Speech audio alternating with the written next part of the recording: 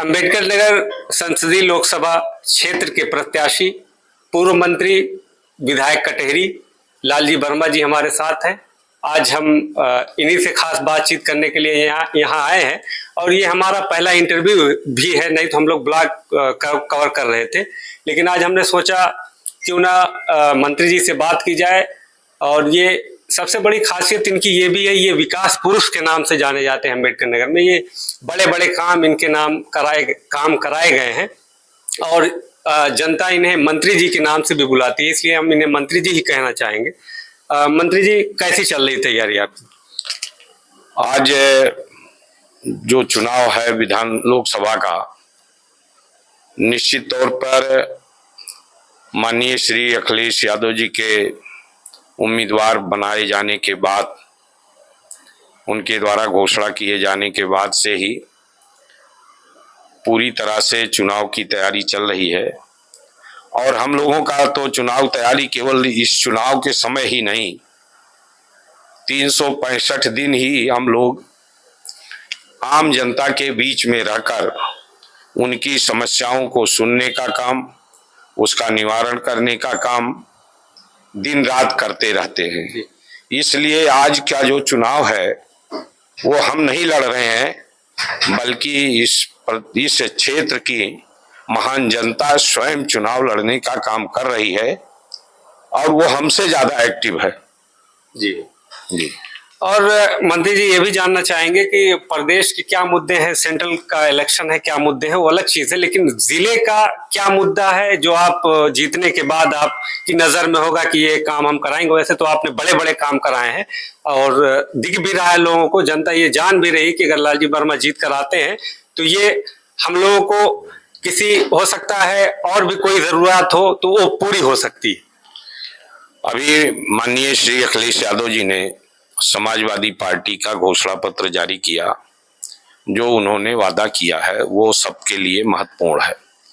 दूसरा जो महत्वपूर्ण है कि इस बार का चुनाव सबसे बड़ा मुद्दा है कि भारतीय जनता पार्टी नफरत की राजनीति कर रही है और उसका पूरी मंशा है कि बाबा साहब का जो बेहतरीन संविधान है जिसमें सबको बराबरी का हक है, उस संविधान को बदलकर वो गैर बराबरी वाला संविधान लाना चाहती है। इसलिए इस बार का चुनाव संविधान बचाने का और लोकतंत्र बचाने का चुनाव है।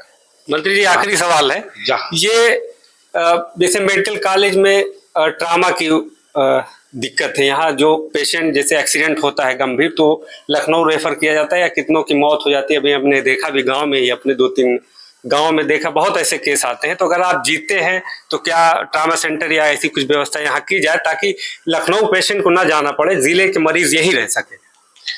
देखिए, हमने जो मेडिकल कॉलेज बनवाया उसके पीछे हमारा मकसद था कि इस मेडिकल कॉलेज में वो सारी सुविधाएं मुहैया कराई जाएं जो लखनऊ के SGPGI में सुविधा उपलब्ध है।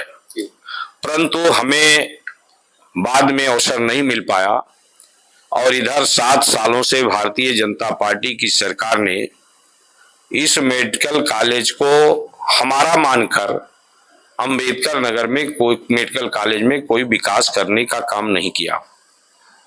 11-12 साल से 13 ज्यादा हो जाने के बाद भी यहाँ अभी MD MS या सुपर स्पेशलिटी का कक्षाएं शुरू नहीं हो सकी। जब तक सुपर स्पेशलिटी ब्लॉक यहाँ नहीं बनेगा, विभाग नहीं बनेगा, तब तक ट्रामा रहने के बावजूद भी वो सुविधाएं नहीं मिल पाएंगी जिसकी आवश्यकता है। इसलिए हमारी पहली प्राथमिकता तो है कि हम अवसर मिलने पर इस मेडिकल कॉलेज को लखनऊ के SGPGI से भी बेहतरीन बनाने की हमारी सोच है। दूसरा हमारा ये चाहत है कि अगर केंद्र में इंडिया गठबंधन की सरकार बनेगी तो अंबेडकर नगर में एम्स की स्थापना कराने का काम हम निश्चित तौर पर करेंगे, जिससे लोगों को स्वास्थ्य सेवाएं अच्छे ढंग से मिल सके।